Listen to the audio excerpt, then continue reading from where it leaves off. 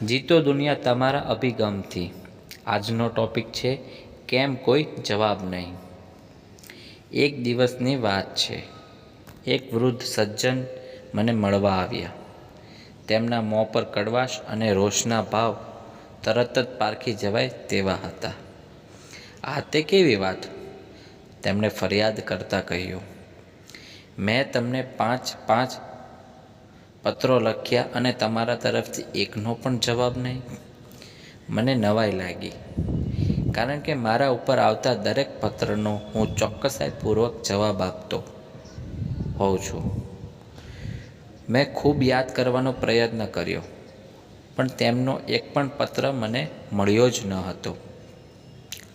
મેં તે પ્રમાણે તેમને કહ્યું ત્યારે તે તેમની વાતને વળગી રહ્યા અને બોલ્યા, 1, 2 કે 3 નહીં, મેં તમને 5 પત્રો લખ્યા હતા. તેમની સાથે તેમની દીકરી આવી હતી.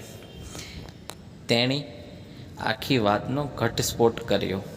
તે બોલી, બાપુ, તે સાચું છે કે તમે 5 પત્રો લખ્યા હતા, પણ તે બધા જ તમારા ટેબલના ખાનામાં પડ્યા રહ્યા છે. તમે તેમાંથી એક પણ પત્ર પોસ્ટ કર્યો જ ન હતો. ખેર, આ કિસ્સાના અનુસંધાનમાં મારે તમને જુદી જ વાત કરવી છે. આપણી પ્રભુ પ્રત્યેની પ્રાર્થના પણ આવી પોસ્ટ કર્યા વગરના પત્રો જેવી જ હોય છે. તેનામાં પ્રભુ સુધી પહોંચવાની તાકાત જ નથી હોતી, એટલે તે જ્યાંની ત્યાં પડી રહે છે અને તેથી જ તેનો પ્રત્યુત્તર આપણને મળતો નથી. સીધી ને સટ વાત છે, જે પત્રો પોસ્ટ થાય છે તે જેને લખાયા હોય તેને મળતા જ હોય છે.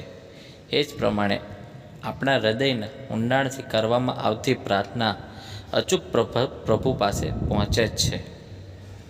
જોકે આપણી પ્રાર્થનાનો પ્રત્યુત્તર ન આવવાનું બીજું કારણ છે, આપણી કેટલીક પ્રાર્થનાઓ હાસ્યાસ્પદ અને વિચિત્ર હોય છે, જેથી પ્રભુ તેને પ્રત્યુત્તર આપવાને યોગ્ય ગણતા જ નથી.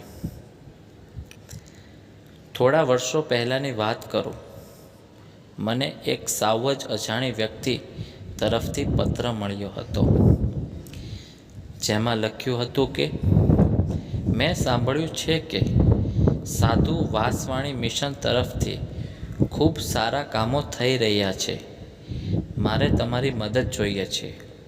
મહેરબાની કરીને મને 1 કરોડ રૂપિયા મોકલી આપવા કૃપા કરશો. અત્યારે મને પૈસાની સખત જરૂર છે.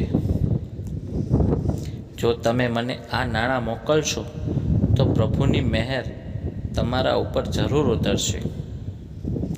આખી વાત એટલી બધી બનાવટી અને દંભી હતી કે કોઈ આવા પત્રને ગંભીરતાથી જ ના લે.